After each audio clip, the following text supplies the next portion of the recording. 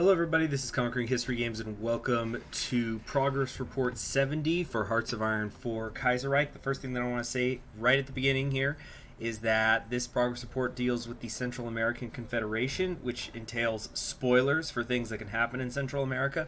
So if you want to discover these things on your own, you should turn the video off right now. Okay, now that they've left, let's talk about the Central American Confederation. It could be founded in 1939 by combined efforts of the Guatemalans and El Salvador, as long as with assistance from other democratic partisans from the other Central American nations. What we're mostly going to be talking about here is the five main factions that make up the Central American Confederation, each representing different interests and, in some ways, nationalities within the Central American Confederation. The first one is the Partido Unionista. These are mostly Guatemalan conservatives. That would be their path here on the left. They want a strong, unifying federal government and also protection from foreign influences. A couple of things that I noticed though here is that it's going to be possible to integrate Costa Rica and Panama here along their path. At least that's how it looks like to me.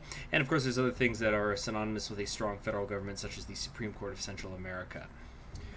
The second faction is the Partido Liberal, which are mostly Nicaraguans. They are not as federally minded, but they are still federally minded. They want Central America to be a regional power that is still self-sufficient. And I'm so sorry, I can't read my notes here. What was it? Oh yeah, they want to become self-sufficient, so they want to get away from the export-based economy. And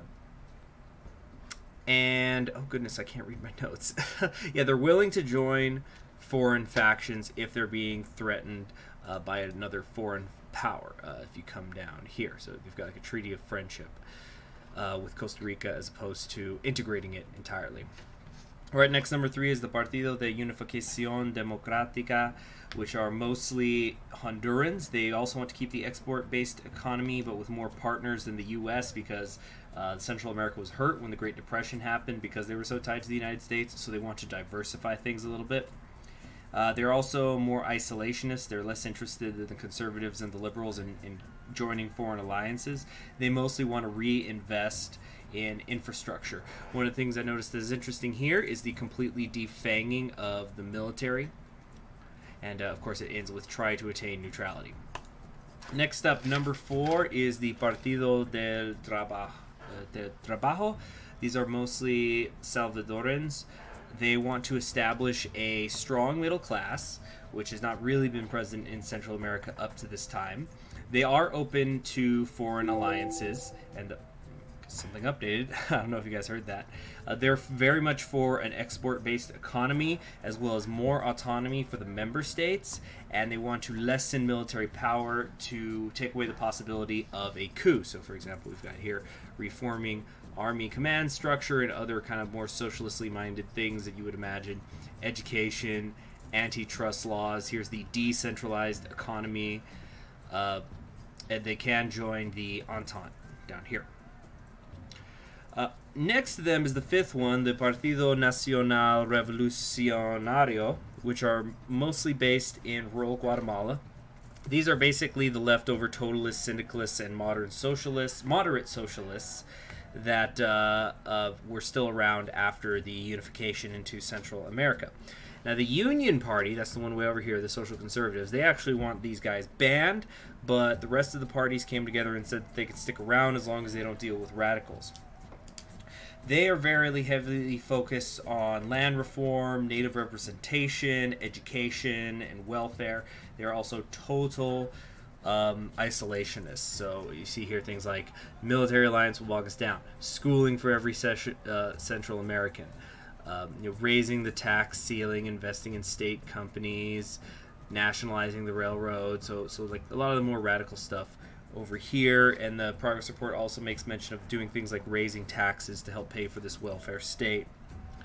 Now there are 3 types of armies that army branches that you can go down.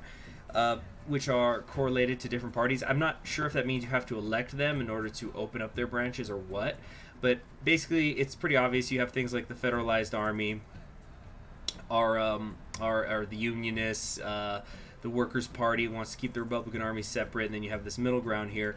Essentially, the Federalized Army is obviously about federal power. Autonomy is supposed to get you more actual soldiers in the field. Now, a Central American Task Force is a middle ground where you have a federal strong elite force, and then for the numbers you use the autonomy. I'm not sure if these are going to be correlated with certain land doctrines. For example, this whole best of the best thing leading to combined arms and swiftness is the key. Maybe this is for superior firepower, maybe mobile warfare over here. And then over here there's universal recruit training, drawing from all corners. Maybe this is a mass assault thing to kind of make up for you have less recruitable population. I don't know. I'm just speculating. And then over here is the Navy stuff and the air stuff. Looks pretty straightforward to me for the most part. Although the flak gun advancements, I do continue to wonder if this is more anti-air stuff that the Kaiserreich team continues to incorporate into these trees.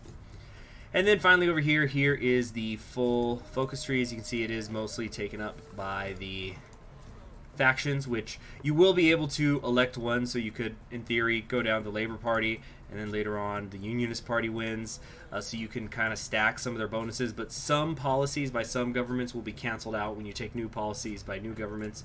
Here's the Army and Navy stuff over here. And there you have it. I think it's pretty cool. Looking forward to it. Thanks for joining me. I'm Conquering History Games. Please subscribe if you haven't already, so that you'll always, and hit the bell so you're always notified whenever a new Kaiserreich progress report like this is out and I'm doing a video on it. You have yourselves a wonderful day. Bye.